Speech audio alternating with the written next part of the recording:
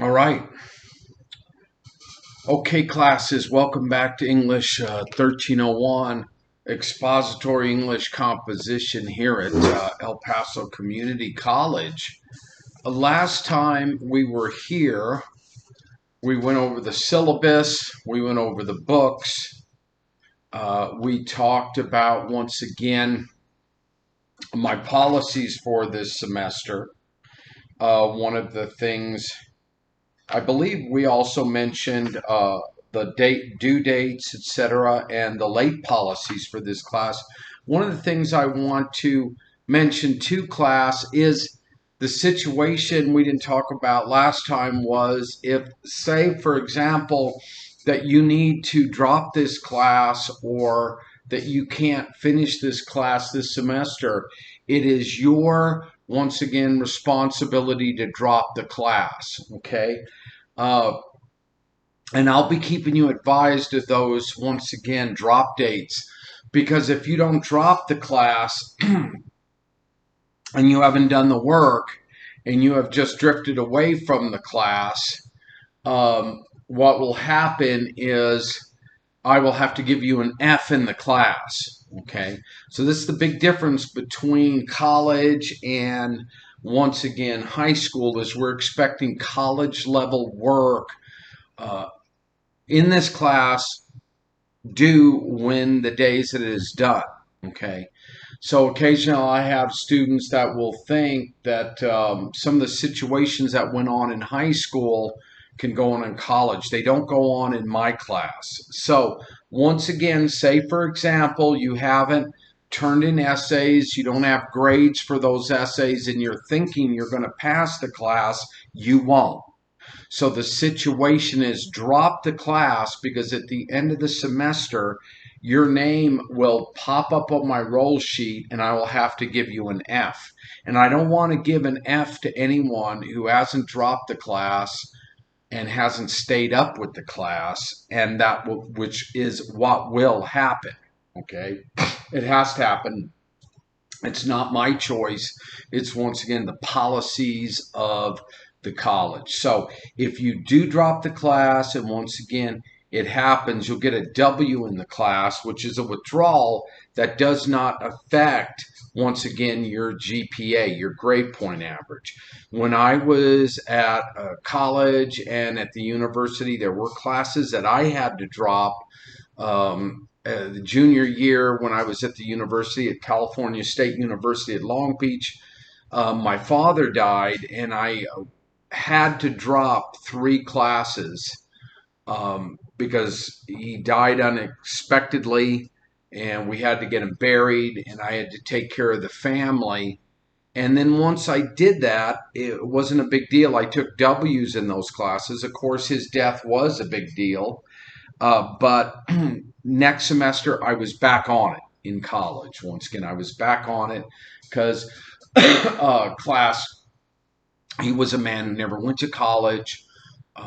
He was a bus driver in Los Angeles, and my mom never even went to high school. She was an immigrant, like many of our forebears were. She was an immigrant from Ireland. She was very bright. She was very smart, but she never even went to high school. So, and they were proud that they had a son who went to college. So, if that comes to the situation, take care of yourself, take the drop, take the W rather than getting an F in the class.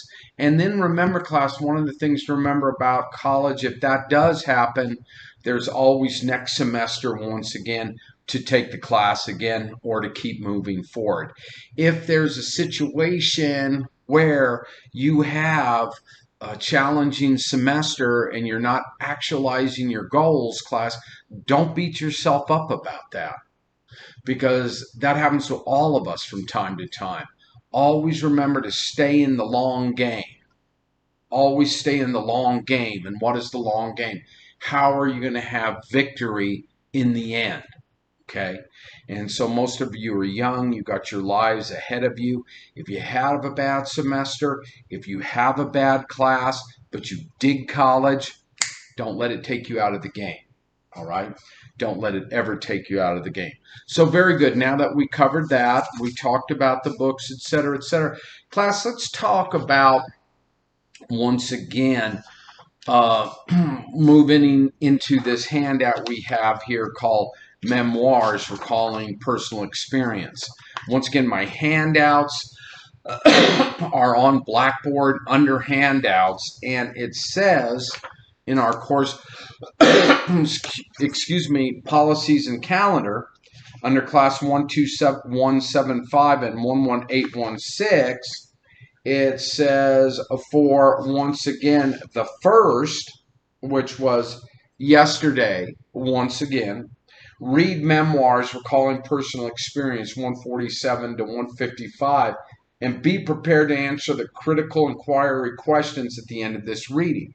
So we're going to do that now. And then for my classes 11850 and 12176, for that day, once again, read Throwing Memoirs. We're just a day late on this. Read Memoirs, Recalling Personal Experience, 147 to 155. This is under 831. And be prepared to answer the critical inquiry questions at the end of this reading. So I'm going to help you with that now, because class, what you have, once again, coming up is you are going to be writing a memoir from me. Once again, it's going to be 700 to 1,000 words, no less, no more. And that's what I'm helping you with right now, or we'll start talking about right now. Okay. So once again, we have a situation where in this essay, it talks about, once again, what the memoirist does. And so one of the things that you're going to be doing for me, and I want you to start thinking about now, is what can you write about? Okay.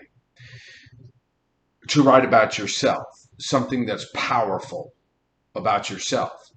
We're going to talk about these exercises today where you start shaking down your memory. Because how important is your life? It's extremely important. And to write deeply about yourself is the goal of the memoirist. And you're going to write a memoir for me. I'm going to help you right now talking about what needs to be in that memoir, how you get in it, how you get out of it, how you hit it and quit it in 700 to 1,000 words, okay?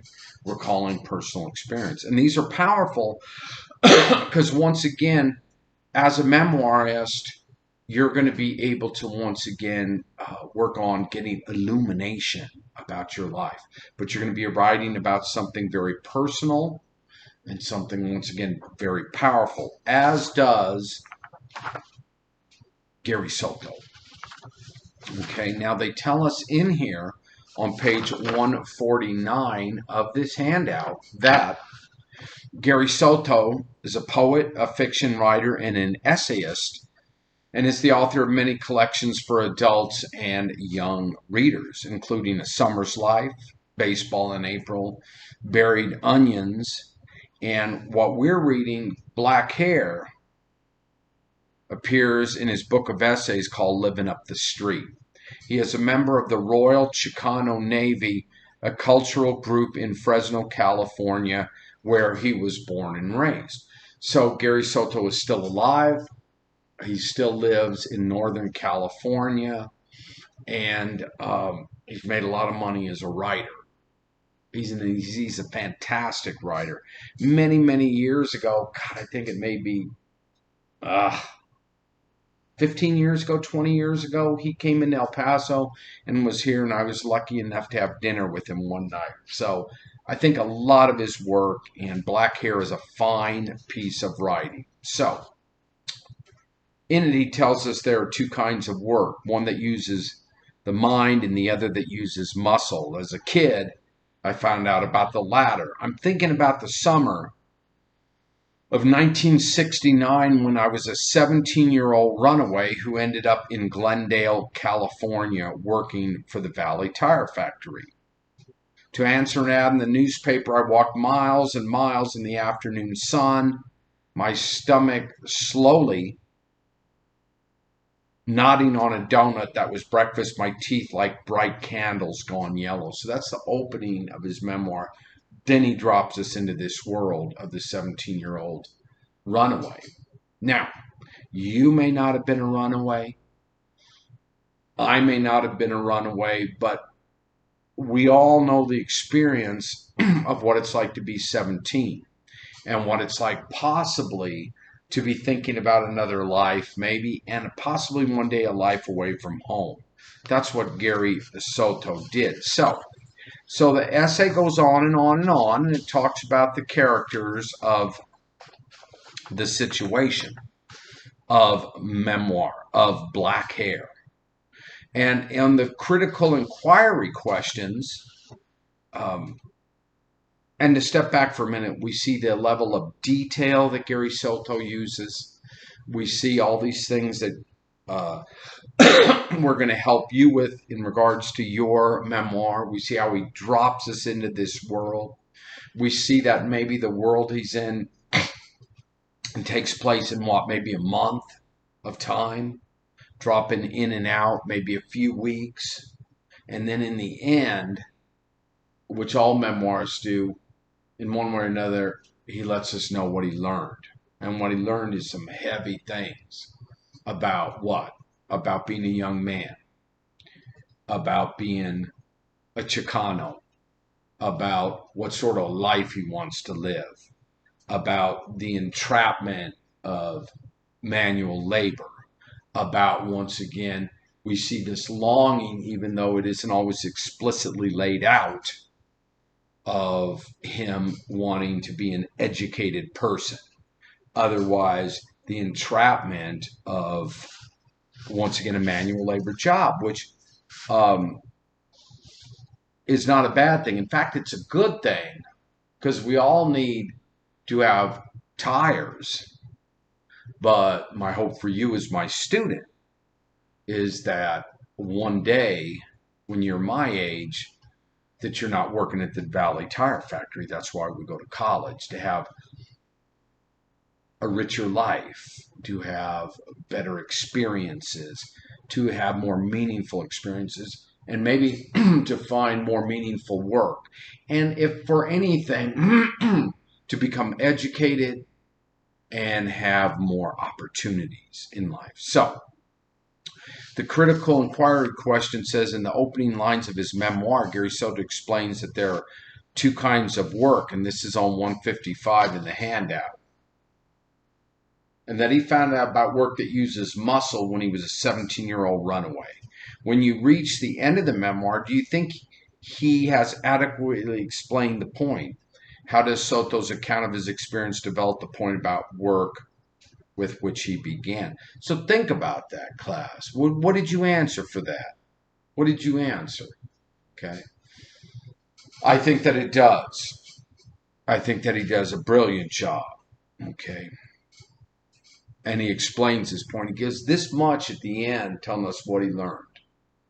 What he learned about, once again, about life. And it's heavy.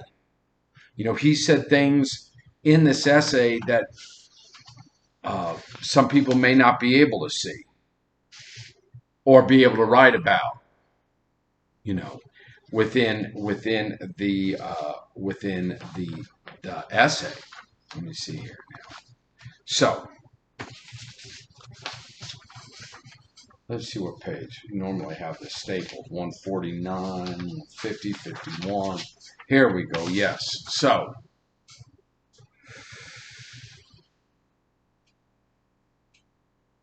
the rest of us lived dismally on page 154. I often wondered what the other homes were like. I couldn't imagine that they were much better than our workplace. No one indicated that his outside life was interesting or intriguing. We all looked defeated and contemptible in our filth at the day's end. I imagine the average welcome at home, Raphael, a Mexican national who had worked at Valley for 5 years, returned to a beaten house full of kids dressed in mismatched clothes and playing kick the can. As for Sugar Daddy, and these are both characters, of course, that he talked about in his essay, he returned home to a stuffy room where he would read and reread old magazines. He ate potato chips, drank beer, and watched TV. There was no grace in dipping socks into a wash basin where later he would wash his cup and plate.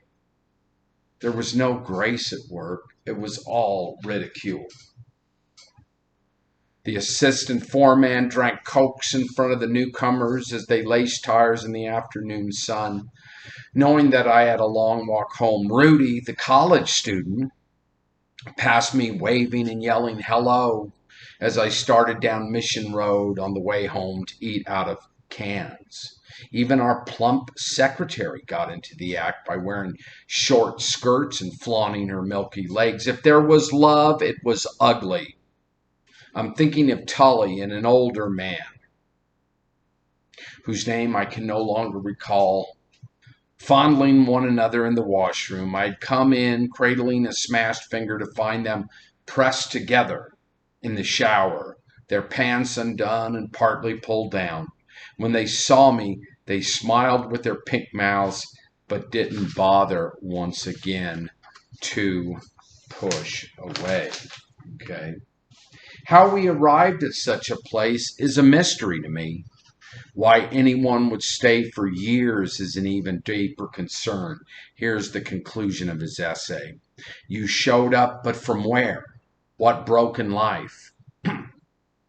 What ugly past? The foreman showed you the Coke machine, the washroom, and the yard where you'd work.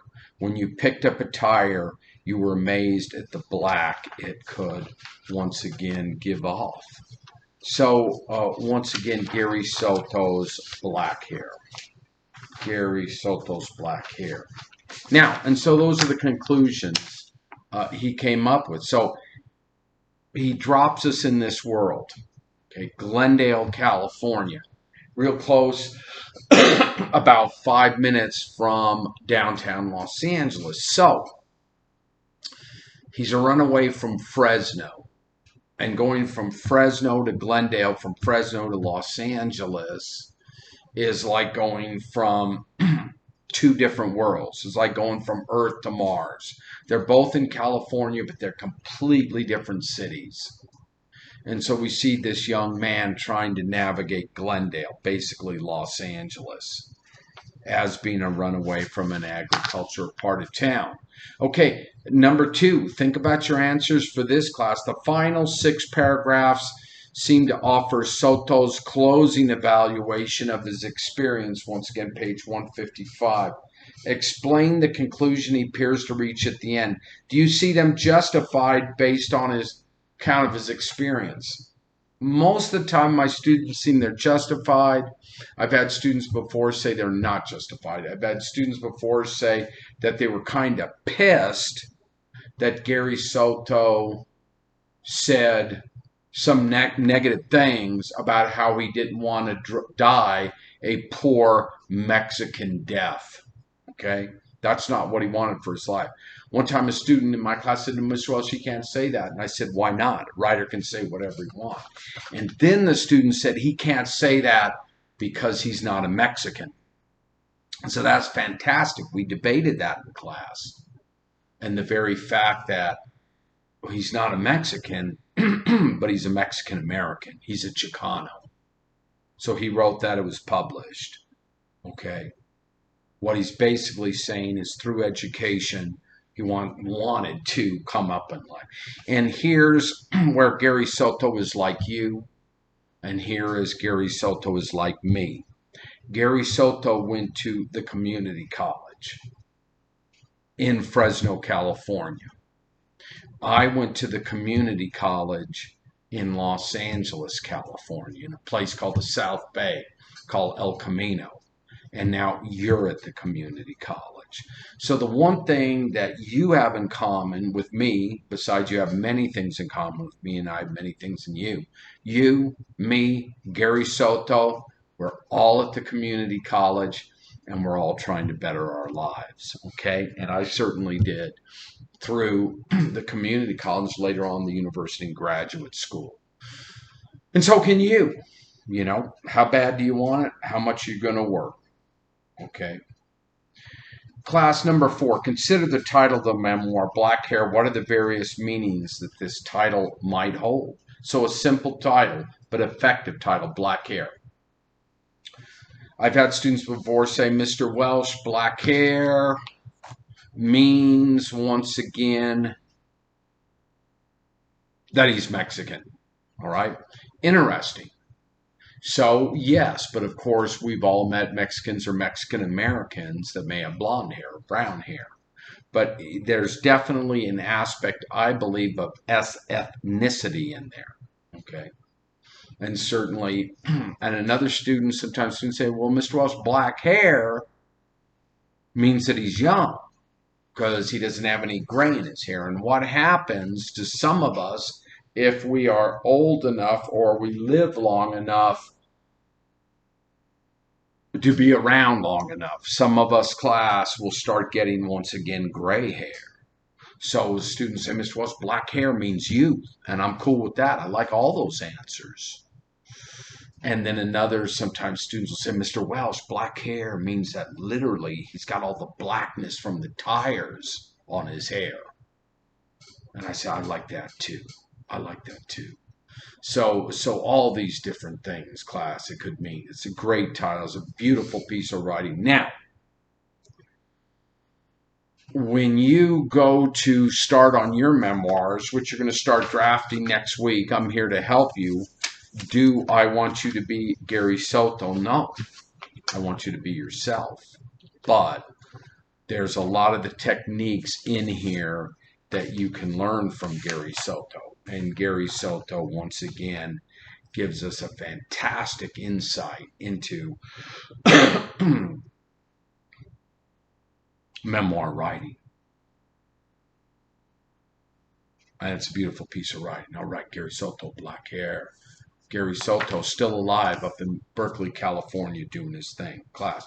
Now, so that was a man, that was a full-grown man looking back on, class, once again, what it meant to be a man, a young man, what it was like, that journey into manhood that we have to take, or as a woman has to take, of growing up. Now, to give a little extra time, class, we are going to move to the next piece of writing that we have here. And the next piece of writing that I had on the course policies and calendar was this. And this is, class, once again, Annie Dillard on my handout called Throwing Snowballs.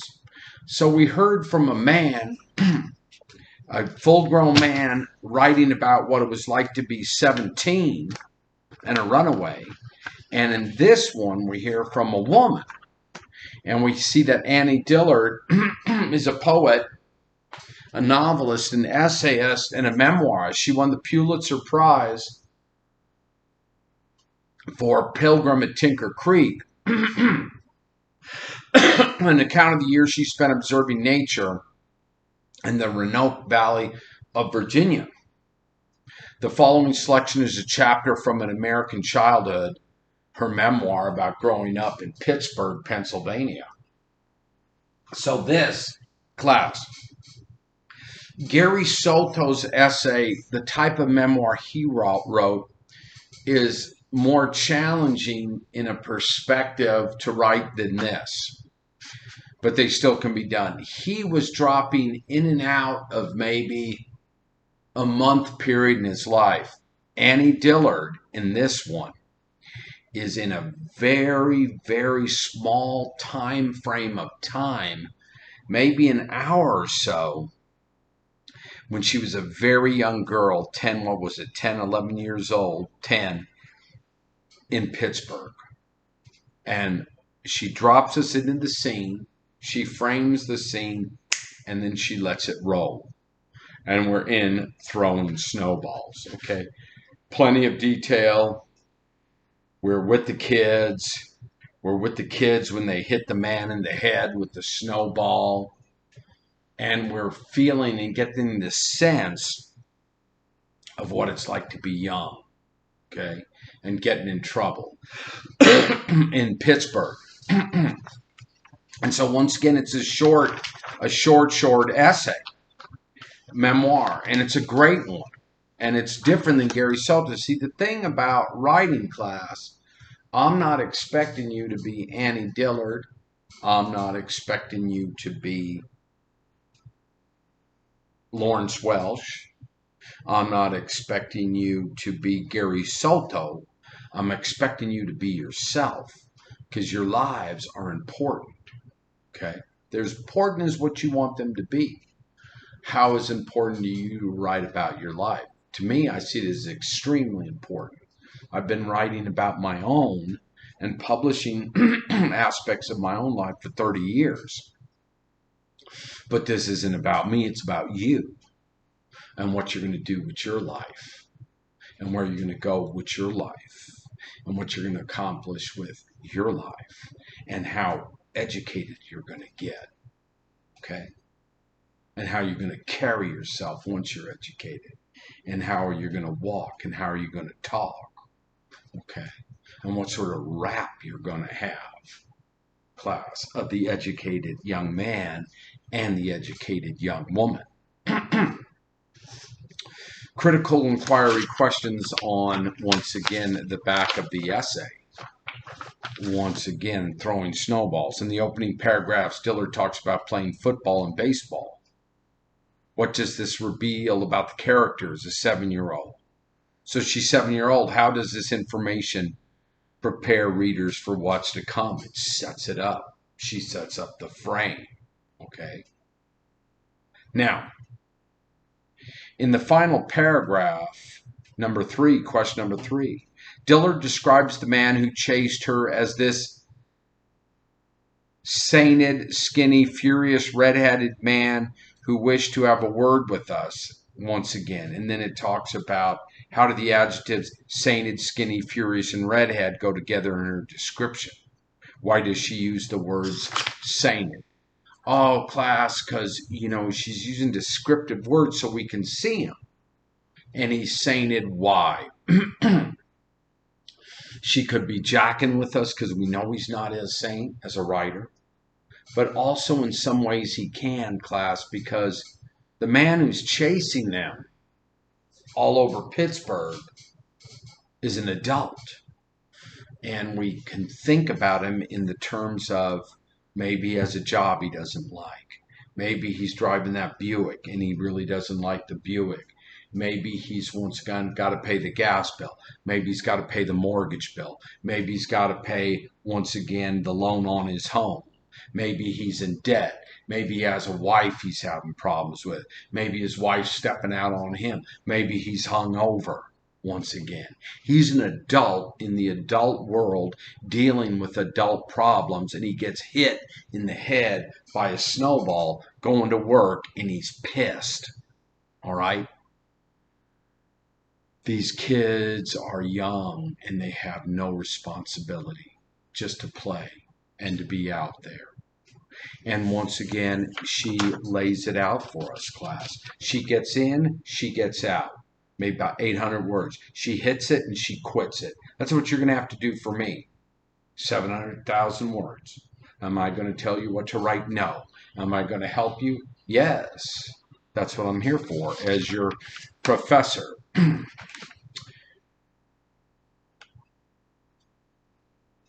Conclusion of her memoir.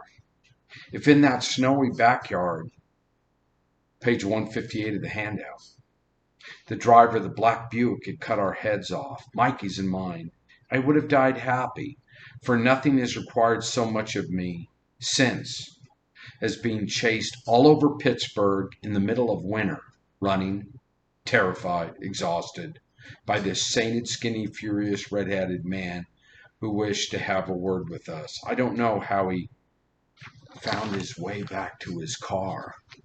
Maybe he never did. We don't know.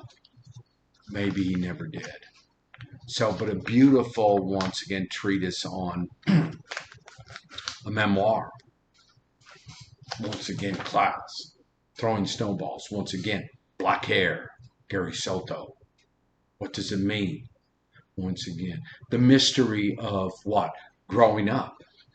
When we write about ourselves, class, no matter what age we are, but we start getting clarity about, once again, where we are in life, who we are in life, what's going on in life, where we're going to be in life, class. And it gets mysterious. Sometimes people will think that, like with me, I have all the answers because of my age and how long I've been around and how much I've gone through. I don't. But life has been very mysterious to think about. Maybe what happened to me when I was young, how I grew up, where I grew up. And once again, class, what I went through as the things that you went through. I'm from South Central Los Angeles, right? I grew up in the ghetto. There was a time, class, where I was the only white boy in the ghetto. And when I was growing up, the Crips were there and the Bloods were there.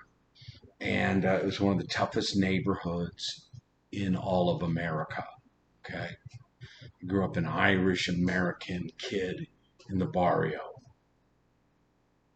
That shaped me, just like all you have been shaped by your experiences. Own those experiences, and you can write about them. From a deep place, how important are your lives? They're extremely important in your life. I've known that mine is important, okay? Your life is as important as mine, maybe even more so, okay? Own it. Write about it. Think about it. Analyze it. Class, very good. Now, let's talk about, real quick, we've got some time here. Let's talk about this upcoming homework. Now, it says read about writing a writing from recall essay on 170 to 172. So for one set of classes, that date is for the 4th. So coming up in a couple days. Respond to several of the questions on 171 to 72. Do this for 2 important events in your life. Okay. And then for classes 12175 and 11816, that once again is ask you to do that for, tomorrow. So, tomorrow, getting into next week, I want you to do this. Respond to several of the invention questions on 171 to 172 and do this for 2 important events in your life. Class, let's look at that handout, okay? Let's look at that handout.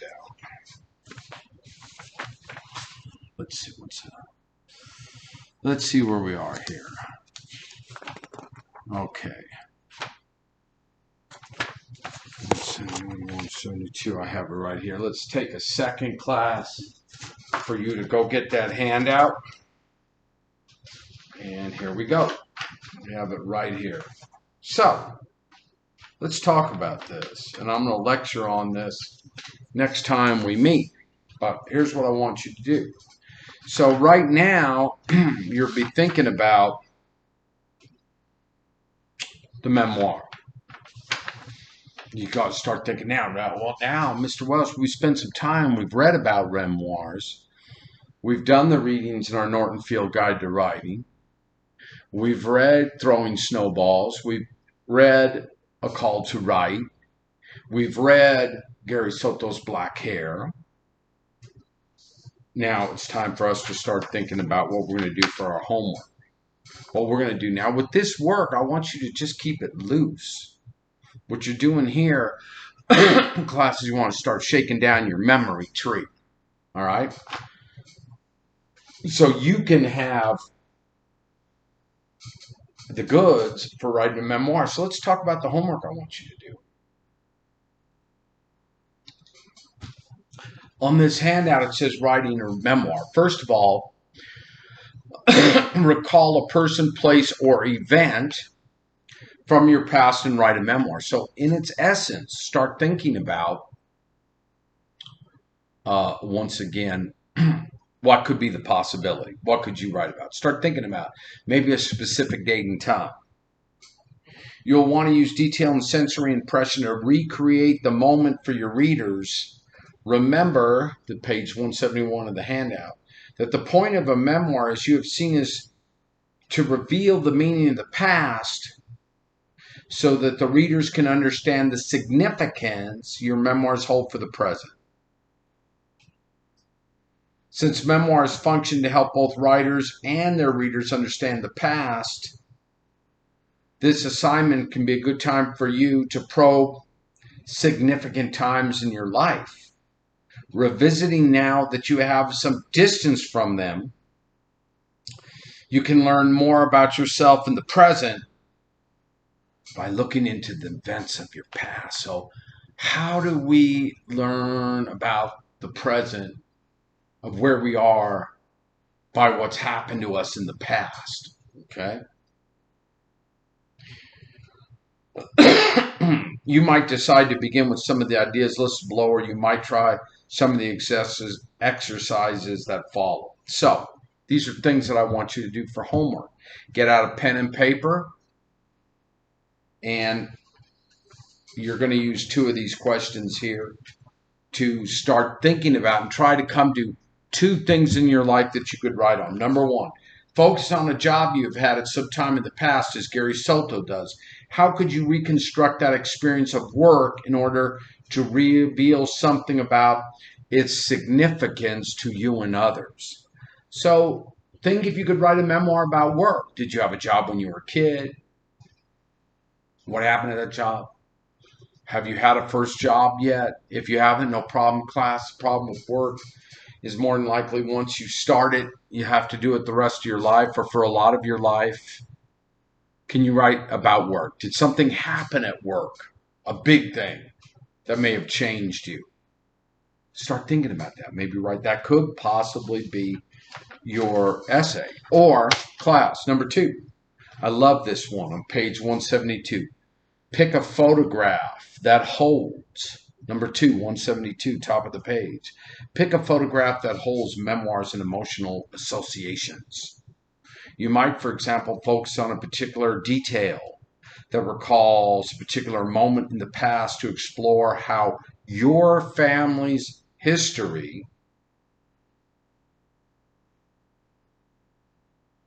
intersects larger social and historical forces.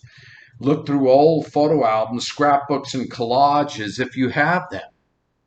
So say, class, that you're looking around for photos. Okay, look for them in your house. When you look at that photo, maybe maybe it'll be a springboard for a memory. Okay, maybe it'll be a springboard for a memory. So maybe you find a photo of you and your brother and your mother and your father and your sister, and you look at that, and then maybe you get rocketed to that day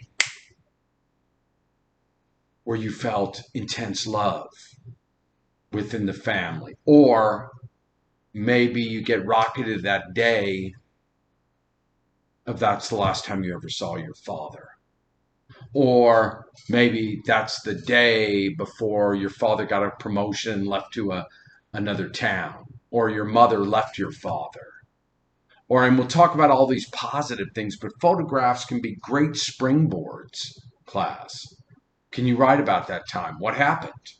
Or maybe you look to a photo and you see a picture of your grandmother who's no longer with us, or your grandfather who's no longer with us. Okay? Or maybe you look to a photo and you see that day and you remember the day you graduated from high school and how wonderful that was, how you made that accomplishment, that success that you had.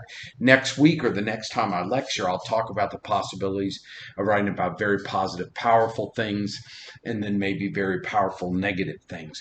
But the interesting thing about life, class, is sometimes the bad times, which we're all going to have, can be catapults to a new awareness and to a new life and to the new you, okay, on your journey through life. So See if you can find a photograph. That's a possibility. Stay real loose with this homework. I just want you to start thinking, what can I write my memoir about? What can I write my memoir about? What can I write this memoir about? Class, number 3, 172. Recall a particular family ritual, such as visits to the grandparents, Sunday dinners, summer vacations, holidays, celebrations, weddings, and so on, as a way to focus on an event or a person that is especially significant to you. So think about that. Can you think about possibly a particular, maybe summer get together where something big happened? Maybe it's someone's quinceanera that you recall fondly. Maybe a particular family ritual. Maybe visits to the grandparents' house. Maybe Sunday dinner. Maybe getting together one time, particular times, to watch the Dallas Cowboys lose, class, as they often do. I'm a Dallas Cowboys fan too, my son and I, and my wife, who's a native Texan. My wife's a native Texan. My son's a native Texan. My daughter's a native Texan. I'm a native Angeleno from Los Angeles. So, but I'm here, and I remain here because El Paso is my home. Class, proudly so. Class number 4, consider, this is very powerful. This is where a lot of good writing comes from.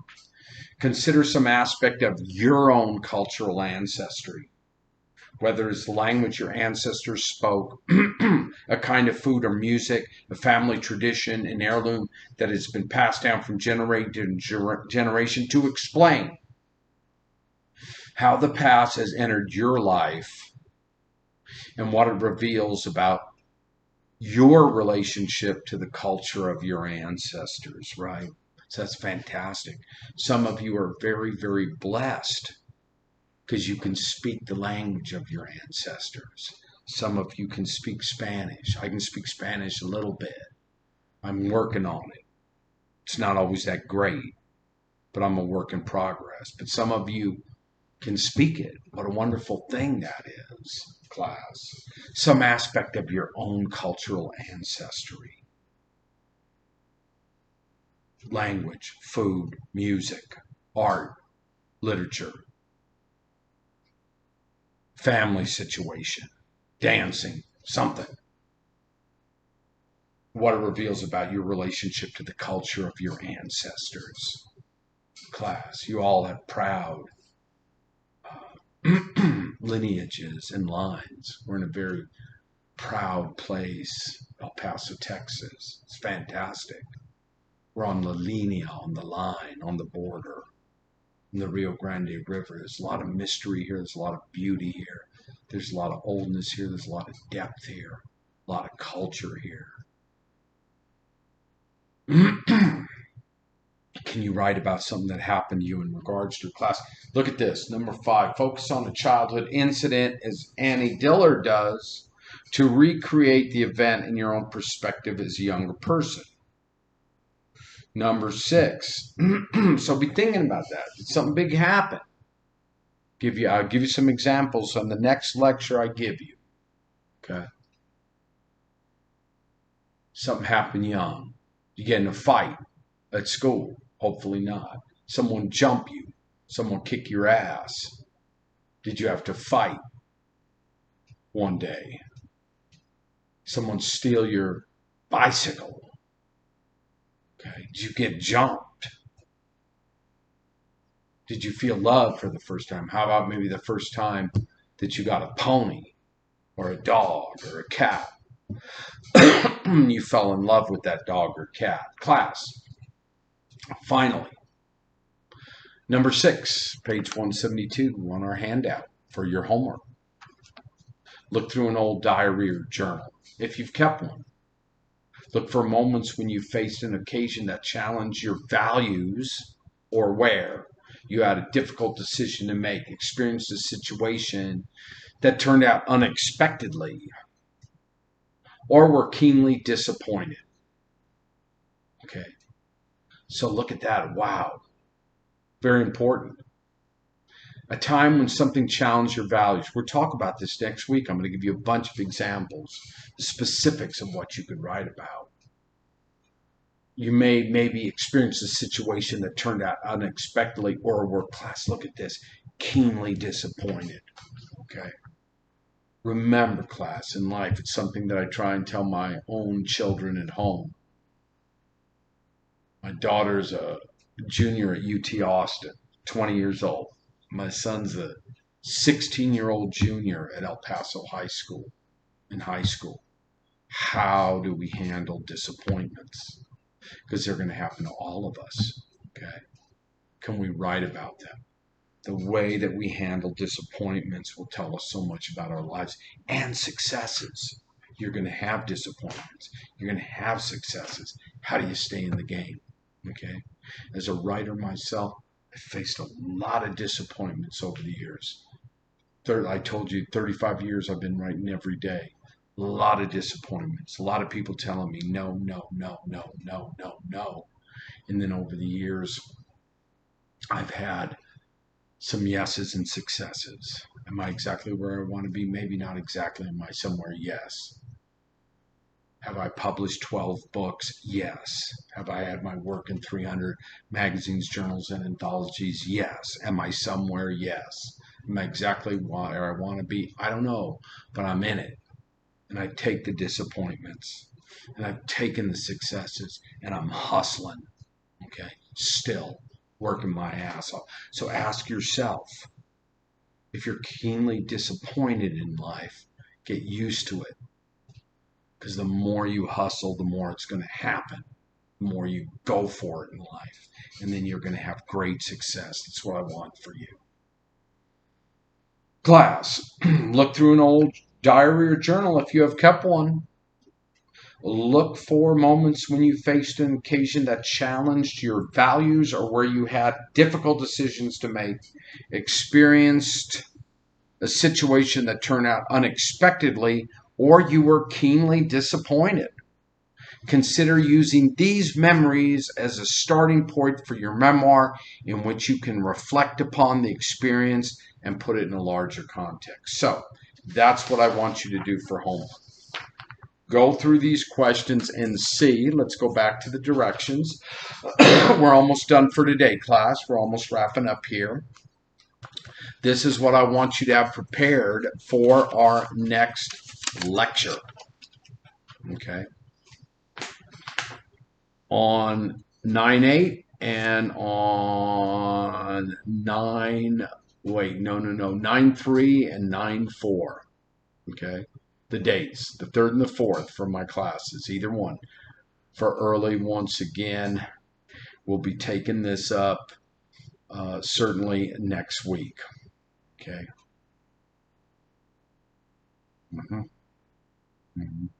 Yeah.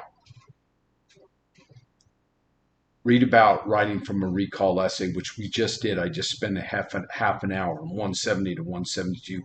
Respond to several of the inventions questions on 171 to 172. That's just what I talked about. Do that for 2 important events in your life. Be sure to write about the significance of each of these events, and class will discuss these selections of topics for the essay. So, keep it loose, have some fun, do some free writing. Free writing is, once again, writing where you just write fast. You don't, once again, get hung up, but you're just writing, class. You're writing. Once again, just trying to get things down.